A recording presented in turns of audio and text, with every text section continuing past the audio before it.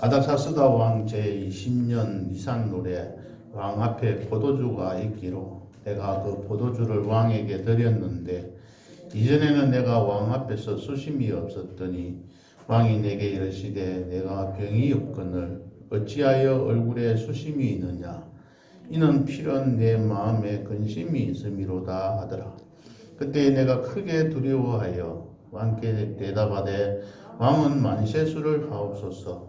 내 조상들의 묘실이 있는 성읍이 이제까지 황폐하고 성문이 불타사오니 내가 어찌 얼굴에 수심이 없사오리까 하니 왕이 내게 이르시되 그러면 네가 무엇을 원하느냐 하시기로 내가 곧 하늘의 하나님께 묵도하고 왕에게 아뢰되 왕이 만일 좋게 여기시고 종이 왕의 목전에서 은혜를 얻어사오면 나를 유다 땅 나의 조상들의 묘실이 있는 성읍에 보내어 그 성을 건축하게 하옵소서 하였는데 그때에 왕후도 왕 곁에 앉아 있었더라. 왕이 내게 이르시되 내가 맨날에 다녀올 길이며 어느 때에 돌아오겠느냐 하고 왕이 나를 보내기를 좋게 여기시기로 내가 기한을 정하고 또 왕에게 아뢰되 왕이 만일 좋게 여기시거든 강 서쪽 총독들에게 내리시는 조서를 내게 주사 그들이 나를 용납하여 유다에 들어가기까지 통과하게 하시고 또 왕의 삼림 감독 아삽에게 조서를 내리사 그가 성전에 속한 영문의 문과 성곽과 내가 들어갈 집을 위하여 들보릇을 제목을 내게 주게 하옵소서 하며 내 하나님의 선한 손이 나를 도우심으로 왕이 허락하고 군대 장관과 마병을 보내어 나와 함께 하게 하시기로 내가 강 서쪽에 있는 총독들에게 이르러 왕의 조서를 전하였더니 호론 사람 산발락과 종이었던 암몬 사람 도비야가 이스라엘 자손을 흥왕하게 하려는 사람이 왔다 함을 듣고 심히 근심하더라. 내가 예루살렘에 이르러 머무른 지 사흘 만에 내 하나님께서 예루살렘을 위해 무엇을 할 것인지 내 마음에 주신 것을 내가 아무에게도 말하지 아니하고 밤에 일어나 몇몇 사람과 함께 나갈새 내가 탄 짐승 외에는 다른 짐승이 없더라. 그 밤에 골짜기 문으로 나가서 용정으로 북문에 이르는 동안에 보니 예루살렘 성벽이 다 무너졌고 성문은 불탔더라. 앞으로 나아가 샘문과 왕의 못에 이르러서는 탄 짐승이 지나갈 곳이 없는지라. 그 밤에 시내를 따라 올라가서 성벽을 살펴본 후에 돌아서 골짜기 문으로 들어와 돌아왔으나 방백들은 내가 어디 갔었으며 무엇을 하였는지 알지 못하였고 나도 그 일을 유다 사람들에게나 제사장들에게나 귀족들에게나 방백들에게나 그 외에 일하는 자들에게 알리지 아니하다가 후에 그들에게 이르기를 우리가 당한 공경은 너희도 보고 있는 바라.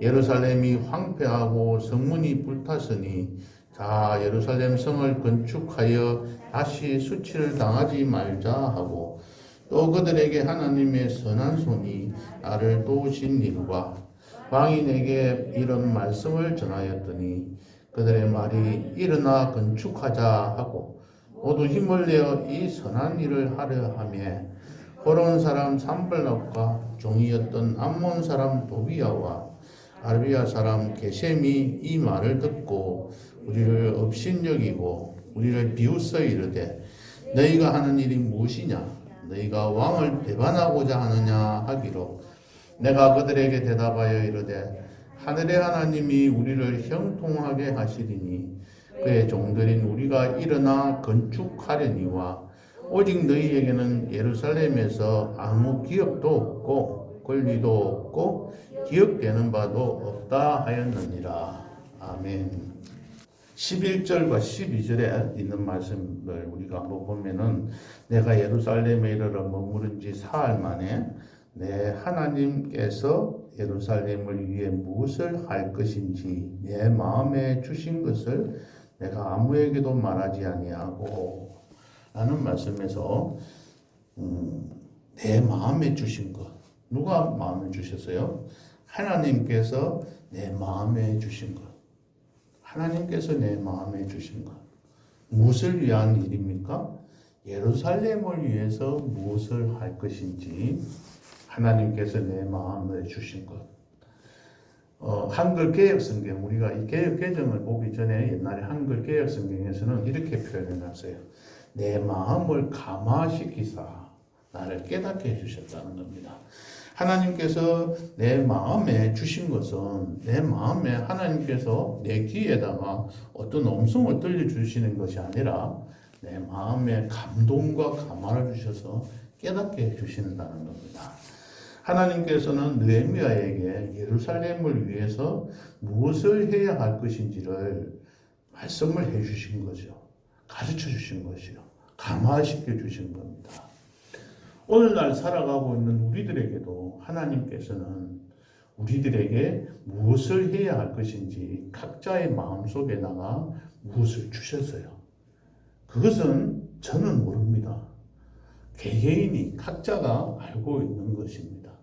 하나님께서는 나에게 이곳에 이 교회에 예수 소망교회에 출석하게 하시고 이 교회에서 하나님의 교회를 섬기면서 또 성도의 교제를 나누고 살아가게 한 것이 무엇 때문인지 무엇을 위해서 하신 것인지 그 이유가 있다는 겁니다.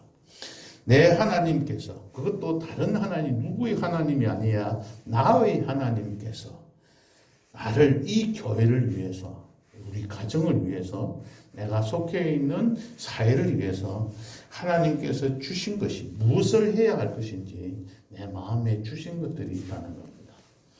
이 느헤미야는 하나님께서 마음에 주신 것 때문에 그가 그 땅에서 술 맡은 관원으로서 아주 귀한 높은 자리에서 왕의 절대적인 신임을 받고 있는 그 자리를 박차고 느헤미야는 예루살렘으로 향하게 된 것입니다. 이 술관원은 어느 정도냐면 왕이 가장 신임하는 신복이 이 자리에 있는 겁니다. 가장 아끼고 사랑하는 자입니다. 어떻게 보면 침상까지도 준비되어 해주고 어떤 책에 보면 술 맡은 관원은 술뿐만 아니라 그가 살아가고 있는 그 모든 그 주변 상황들을 다 점검하고 왕이 편안하게 거하게 해주고 경호실장처럼 옆에서 항상 다니면서 함께하는 그러한 사람입니다. 그러한 높은 배설을 가지고 있으면서 그것을 다 벗어버리고 예루살렘으로 돌아오게 되는 것입니다. 이러한 일들을 감당한 이 느헤미야에게 어떤 일이 있었는지, 어떻게 지혜롭게 잘 행동을 하는지를 오늘 말씀을 통해서 한번 살펴보고자 합니다. 먼저 2장 1절부터 쭉 보시면 니산 노래 이렇게 이야기합니다. 우리가 1장을 여러분들이 잘 알고 있습니다. 하나님 앞에 기도할 때는 1장 1절에 보면 기슬로월이라고 했습니다. 20년 기슬로월. 그때가 11월, 12월의 중간 정도가 된다고 보면 됩니다. 그리고 여기 니산월은 3월, 4월의 중간.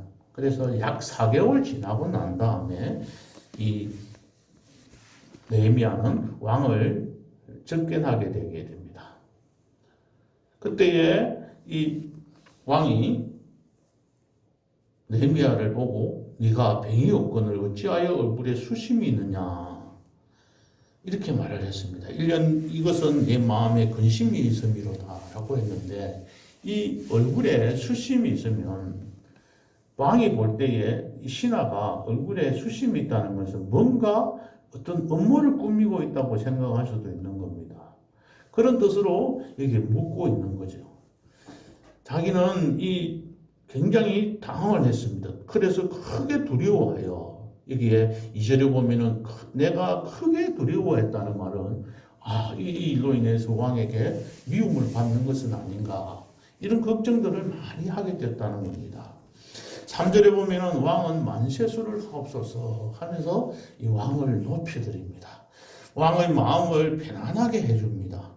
그리고 상대방의 마음을 흡족하게 하는 말들을 하는 거죠. 이것은 아부하고는 좀 다릅니다. 상대방의 아부와 예의와의 차이는 그 사람의 마음에 있을 뿐입니다.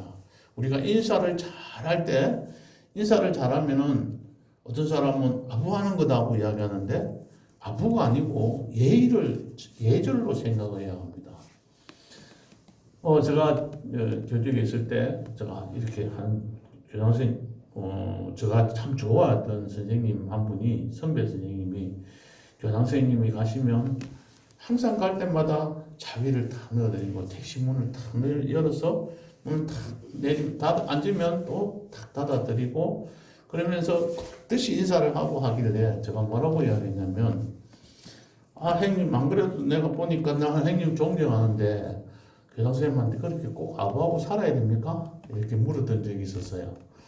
그랬더니 그 선배님이 저보고 하는 이야기가, 너 참 실망했다. 너는 그런 사람이 아닌 줄 알았는데 그렇게밖에 볼 줄 모르느냐 하면서 저에게 나무라는 말을 들었습니다. 그래서 왜 그렇게 꼭 아부하고 살아야 됩니까? 이랬더니 그분이 하시는 말씀이, 아부와 예절도 구별도 못하는 너하고는 앞으로 같이 안 놀겠다고 이야기를 하는 거예요. 그래서 그때 가만히 생각하면서 아부와 예절의 차이가 뭘까? 다른 사람이 볼 때 표가 나는 게 아니고 본인이 생각할 때 아부라고 생각하면 그건 아부고 본인이 판단할 수 있는 거예요.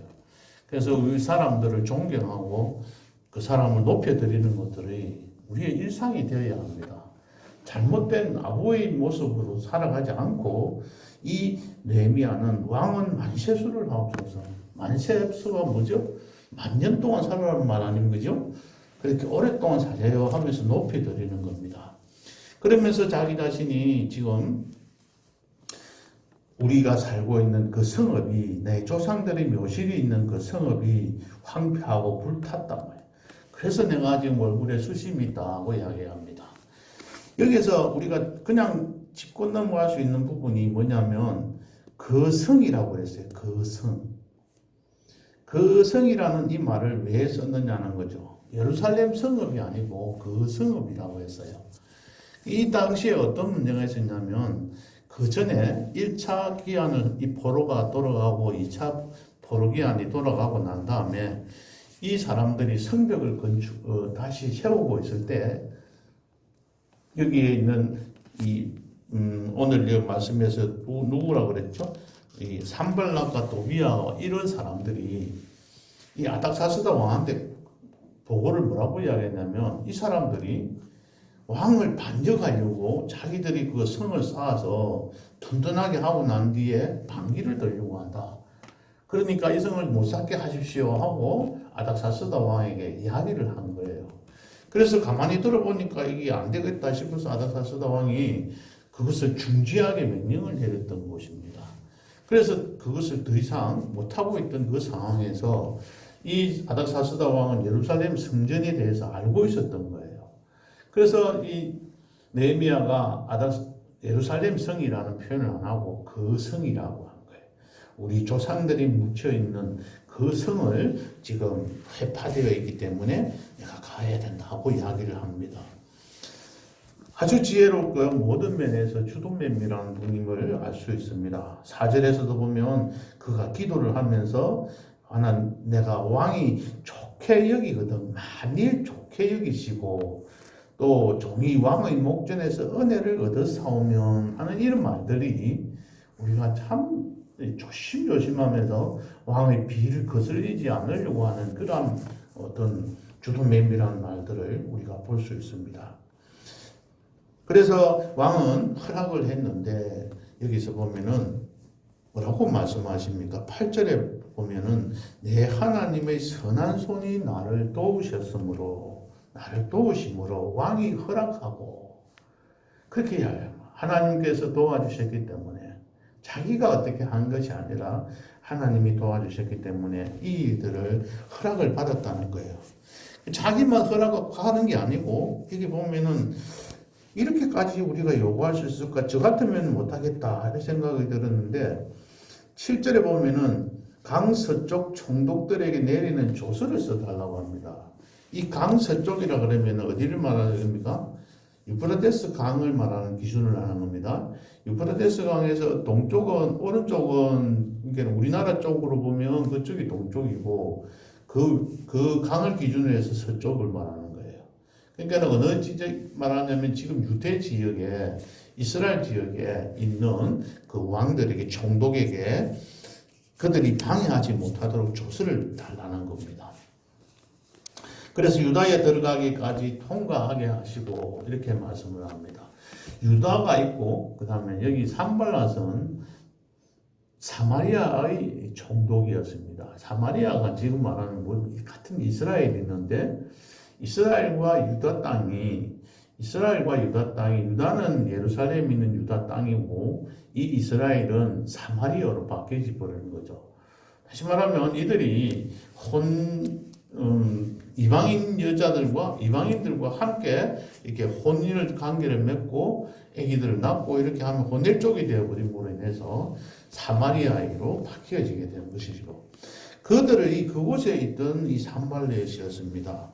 그래서 그들이 방해를 했기 때문에 그들이 방해하지 못하도록 조서를 써달라고 되고, 그다음 8절에 보면은 살림을 그러니까 이 나무 목재를 관장하고 있는 그 사람에게 조서를 내려서 나가 그 건축하는 데 필요한 그 제목까지 달라고 그렇게 부탁을 합니다. 어떻게 보면은 굉장히 너무 심할 정도로 필요한 것들을 달라고 합니다. 그럴 때 이 왕은 허락을 해줍니다. 그냥 쉽게 이루어진 일이라고 생각할 수 있지만 포로가 당하고 지배를 당하고 있는 나라였기 때문에 이런 허락을 받는다는 것은 굉장히 힘든 일이었습니다. 바로 하나님의 선한 손이 나를 도우심으로 하나님께서 도와주셨기 때문에 이렇게 되어졌다는 겁니다. 그러면서 여기 보면은 이런 말씀을 합니다. 10절에 보면은 이스라엘 자손을 흥왕하게 하려는 사람이 왔다. 자기가 이스라엘 사람을 흥왕하게 하는 사람이라는 평가를 듣게 됩니다. 이러한 평가를 받게 되는 이 느헤미야의 그 지혜로운 모습들은 우리가 그들이 지혜롭게 살아가기도 했지만은 하나님의 도우심이 있었다는 것을 여기서 볼 수 있습니다. 또 이 느헤미야의 지혜로운 모습을 보면 이런 부분을 봅니다. 11절에 보면 내가 예루살렘에 이르러 머무른 지 사흘 동안에 자기는 하나님께서 이렇게 나에게 보여주신 것을 내 마음에 주신 것을 아무에게도 말하지 않았다는 겁니다. 이 사람들에게 말함으로 인해서 내가 이 일을 왔다 하라고 말하지도 않고 지금 이 느헤미야는 유다 땅의 총독으로 오게 된 것이죠. 유다 땅의 총독으로 오게 되니까 이 산발랏은 자기가 그 관할하고 있던 그 전체적을 관할하고 있던 것을 뺏긴다는 생각도 갖게 되니까 이것을 자꾸 방해를 하는 겁니다. 유다 땅의 총독으로 왔지만은 하나님께서 무엇을 하게 하셨는지는 아무에게도 말하지 않고 밤에 일어나서 다른 사람들이 몰래 나가서 짐승을 타고 나귀를 탔다는 겁니다. 그래서 밖에 나가가지고 이렇게 살펴보니까 성벽이 다 무너졌고 14절에 보면 앞으로 나아가 그곳에 왕의 못에 이르러서는 탄 짐승이 지나갈 곳이 없다. 짐승이 걸어갈 곳 장소가 길이 없어서 버다는 겁니다. 그 정도로 황폐한 그곳을 보고 시내를 따라가서 올라가서 성벽을 살펴본 후에 돌아왔으나 그때까지는 방백들이나 이 사람들이 다 알지 못하게 했다는 겁니다. 그동안에 뭘 했을까요? 이 느헤미야는 다니면서 그것을 시찰을 하고 이렇게 되었다고 황폐하게 되었다고 한탄한 것이 아니라 어떻게 해서 이 성벽을 건축할 것인지를 계획을 세웠던 겁니다. 주도 면밀하게 계획을 세우고 난 다음에 17절에 보면은 그가 그 사람들을 불러가지고 너희도 보고 있는 바 이 황폐하고 성문이 불탔으니 성을 건축해서 수치를 당하게 하지 말자. 앞으로는 이렇게 하지 말자. 그러면서 18절에 그때서 이야기를 합니다. 하나님의 선한 손이 나를 도우신 일과 왕이 나에게 한 말들을 그들에게 이야기를 했더니 그들이 뭐라고 이야기합니까? 일어나서 건축하자. 이렇게 이야기하면서 모든 사람들을 설득해 나갑니다. 그냥 단순하게 생각할 수 있는 부분이기도 하지만 이 사실이 이 일이 한번 해왔던 일입니다. 이곳에 있던 방백들이나 이곳에 남아있던 이 사람들은 한번 하다가 실패를 하고 아닥사스다 왕이 못하게 막아서 더 이상 못하고 있었던 그런 일들입니다. 그 일들을 쉽게 할 수 있다고 생각할 수가 없었던 거죠. 그런데 이들이 뭐라고 이야기합니까? 일어나 건축하자. 함께 합시다. 이렇게 이야기를 하도록 이 느헤미야가 끌어내었다는 겁니다. 지혜롭게 행한 느헤미야의 그 모습들을 볼 수 있습니다. 오늘 제가 이 말씀을 준비하면서 제가 하고 싶었던 말씀은 뭐냐면 오늘 19절, 20절에 있는 말씀을 주로 말씀을 드리고자 합니다. 내 하나님께서 교회를 위해서 무엇을 할 것인지 내 마음에 주신 것을 이행하고 그 일들을 해 나가는 가운데 어떻게 되는 것인지, 어떤 일들이 생기는지를 한번 살펴보겠습니다. 19절, 20절 한번 읽어보겠습니다. 호론 사람 산발락과 종이었던 암몬 사람 도비야와 아라비아 사람 게셈이 이 말을 듣고 우리를 업신여기고 우리를 비웃어 이르되 너희가 하는 일이 무엇이냐? 너희가 왕을 배반하고자 하느냐? 이러면서 말을 하기에 내가 그들에게 대답하여서 뭐라고 이야기했냐? 하늘의 하나님이 우리를 형통하게 하시리니 하늘의 하나님이 내가 형통하게 하시리니 그들의 종인 그의 종들인 우리가 일어나서 건축을 하려고 하는데 왜 너희들이 나와서 말을 하느냐? 그러면서 뭐라고 이야기하냐면 오직 너희에게는 예루살렘에서 아무 기업도 없고 다시 말해 유다 땅 사람들이 아니다는 겁니다. 너희들은 이스라엘 나라의 사마리아 사람들이 너희가 이곳에 와서 무슨 기업을 찾는다고 너희들이 요구할 권리가 없다는 겁니다. 그런 권리도 없고 너희들은 하나님의 그 생명책에 기록되는 그런 바도 없다. 너희들은 아무런 이거하고 관련이 없는 사람들이야 라고 단호하게 물리치고 성벽을 건축하게 됩니다. 근데 4장에부터 쭉쭉 가보면 이 성벽을 건축하는 일에 또다시 여러 가지 조직적으로 주변에서 방해를 하게 됩니다. 그 방해를 하면서 그러나 그 일들은 우리가 한 번 더 다음에 살펴보기로 합니다만은 이와 같이 어떤 교회의 일이나 무슨 일이든지 하나님께서 맡기신 일이나 교회의 일들을 하는 중에는 이런 일들이 문제가 생긴다는 겁니다. 문제가 생기는 것이 원칙입니다. 문제가 없는 것이 비정상적인 겁니다. 사람들이 살아가는데 문제가 일어나지 않는다고 생각하는 그 자체가 이상한 겁니다. 내가 왜 이 교회 일을 하려고 하는데 왜 이 문제가 생기고 시험거리가 생겨? 이 하나님의 교회가 왜 이래? 이게 아니고 하나님의 교회이기 때문에 하나님의 일을 하기 때문에 마귀가 장난을 치게 되고 방해를 하게 되는 것입니다. 좀 뭔가 되려고 하면 나서서 이런 일들이 생기는 거죠. 주변에서 못하게 자꾸 막는 겁니다. 그럴 때마다 쓰러지고 넘어지고 포기하면서 한탄하는 거죠. 한번 생각해 봅시다. 우리 가족끼리 내 몸에서 우리들에게 태어난 내 자녀도 내가 어떻게 할 수가 없는 거죠. 서로 마음 맞춰가지고 자녀들하고 머리를 맞대어서 그래 이렇게 하자 하면서 서로 오손도손 잘 맞추고 일을 해집니까? 같이 살고 있는 남편과 아내와도 이렇게 되집니까? 안 되지 않습니까? 전혀 다른 사람들이 모인 이 교회에서 함께 모여서 기도하고 함께 모여서 교회를 위해서 세워간다는 것은 이거는 교제를 나눈다는 것은 굉장히 힘든 일입니다.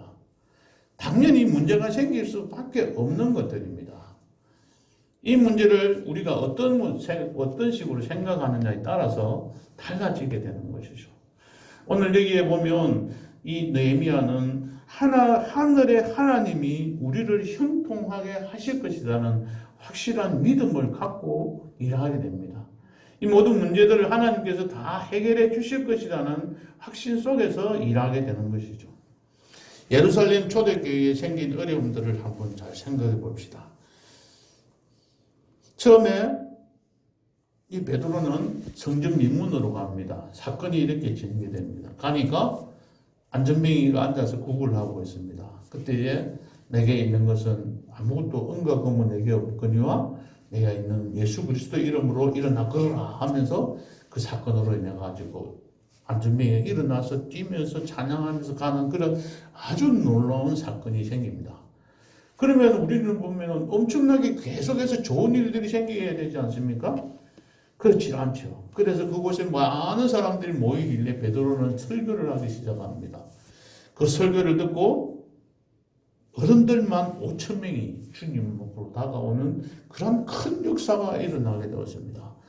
정말로 박수를 치면서 환영을 하고 와 이런 교회는 정말 멋지다 좋다 하라고 이야기할 수 있는데 그때 어떤 일들이 있게 됩니까? 바로 사내들인 공회에서 사람들이 와서 베드로와 요한을 잡아갑니다. 그래서 그곳에서도 또 하나님을 찬양하고 그 가운데서 석방을 시킬 수밖에 없는 그런 상황에서 담대하게 함으로 또 석방이 됩니다. 날로 막 좋은 일들만 생길 것 같았습니다. 그렇지만 그들에게 접해져 있는 그 일들은 그렇지를 않았습니다.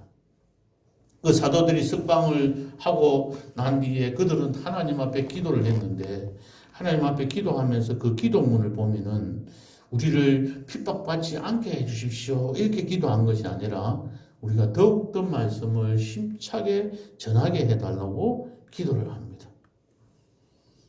우리의 기도와 좀 내용이 좀 다르다고도 볼 수 있습니다. 이러한 외적인 시련만 있은 것이 아니라 이것이 해결되고 났더니 다시 또 내부적으로 문제가 생겨집니다. 여러 가지 사건들이 있었지만은 이들이 하나님 앞에서 유무상통하면서 서로 먹을 것, 입을 것들을 나눠주고 살다 보니까 너무나 많은 사람들이 모이게 되었고 또 그 일들을 잘 감당하다 보니까는 무슨 문제가 생겼습니까? 헬라파 유대인들의 그 가부들이 구제받는 일에서 빠짐으로 인해 가지고 히브리파 유대인들을 나무라게 되고 서로 간에 분쟁이 생기게 됩니다. 이런 문제들을 이 사도들은 어떻게 해결했습니까? 또 머리를 맞대어서 생각하고 기도하는 끝에 7 집사를 뽑아서 그 일들을 맡기고 사도들은 바로 말씀 기도와 말씀 전하는 일에 전무함으로 그 교회가 더욱더 왕성해져 갔다고 했습니다. 어떤 일이든지 항상 문제가 생기는데 그 문제에 부딪혀서 넘어져 버리면 더 이상 성장할 수가 없는 것입니다.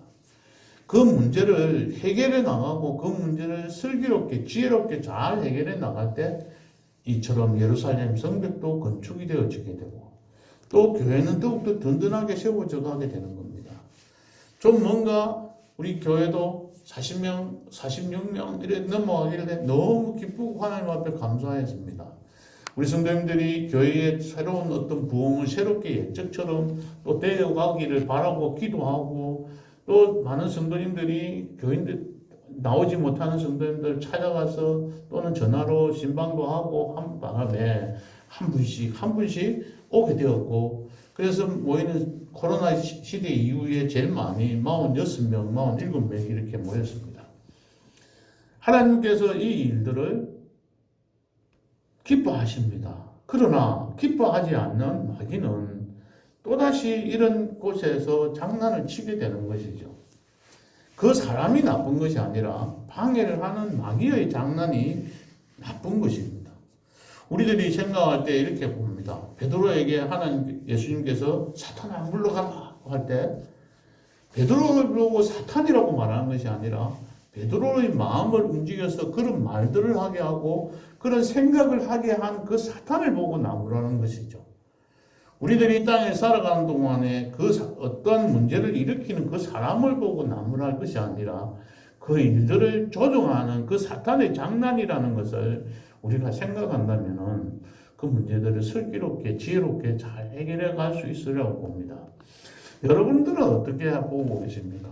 저는 새벽 기도 때 기도가 너무 잘 되고 하나님 앞에 막 울부짖고 기도하고 너무 기뻐서 집에 가면은 좋은 일들만 생기는 것입니까? 직장에 나오면 더 좋은 일이 생기고 내가 하는 일들이 아주 순조롭게 모든 일들이 잘 풀리던가요?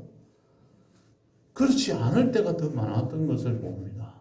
기도가 잘 되는 날이면 날일수록 일이 잘 풀리기보다는 더 어려운 거예요.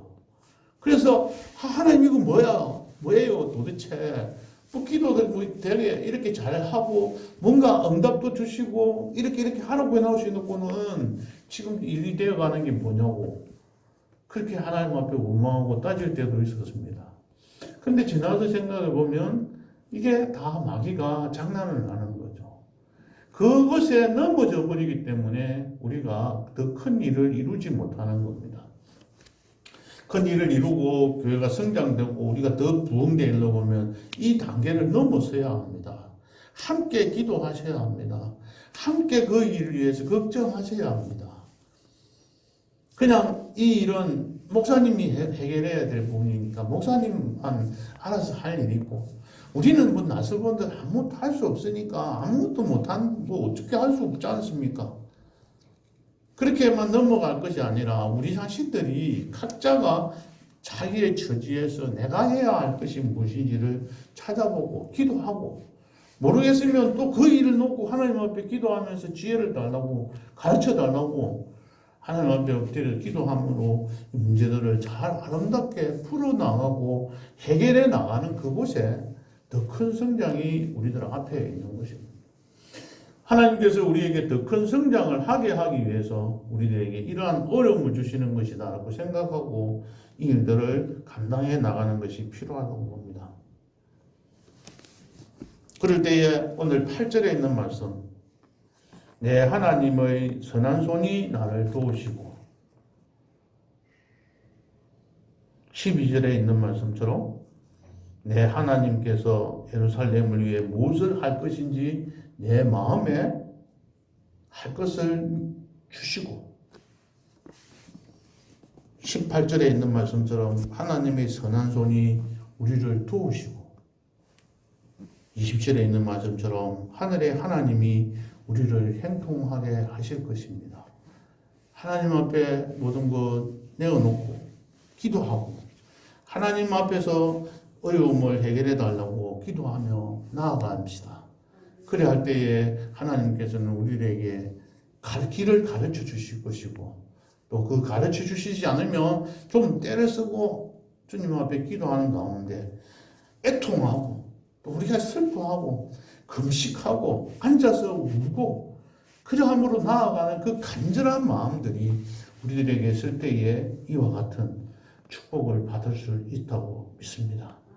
오늘 야고보서 1장 2절에 있는 말씀 너희들의 여러 가지 시험을 당하거든 온전히 기쁘게 여기라. 기쁘게 여기라. 기뻐할 수가 없습니다. 시험이 닥치는데 좋을 수가 없죠. 그런데 그것을 기쁘게 여기라고 했습니다. 여기라고.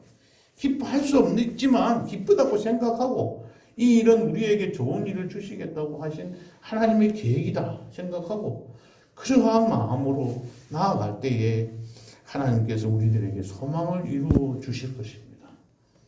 하나님께서 함께 하심으로 형통하게 되는 축복들을 받아 누릴 줄 믿습니다. 항상 주님 앞에 기도하면서 나 자신의 어떤 문제들을 위해서 기도도 하지만은 하나님 앞에 우리 교회의 문제를 놓고 눈물 흘리며 애통해하며 주님 앞에 간구하는 그러한 삶이 우리들 속에서 계속되어야 할 겁니다. 새벽 기도 때 한 말씀을 드렸던 적이 있습니다.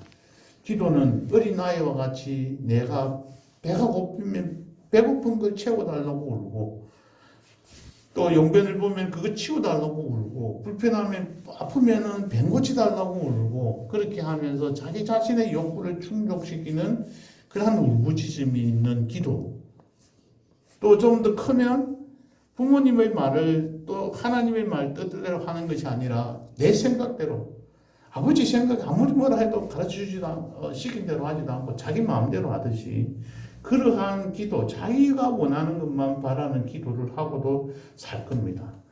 이렇게 장성했던 사람이 이렇게 커서 이제 장성한 사람은 자기 자신만 보는 것이 아니라 주변을 살필 겁니다. 나 자신을 돌보고 나 자신을만 살펴보는 것이 아니라 주변을 살펴보고 공동체가 함께 나아갈 수 있는 그 길을 찾아가야 하리라고 봅니다.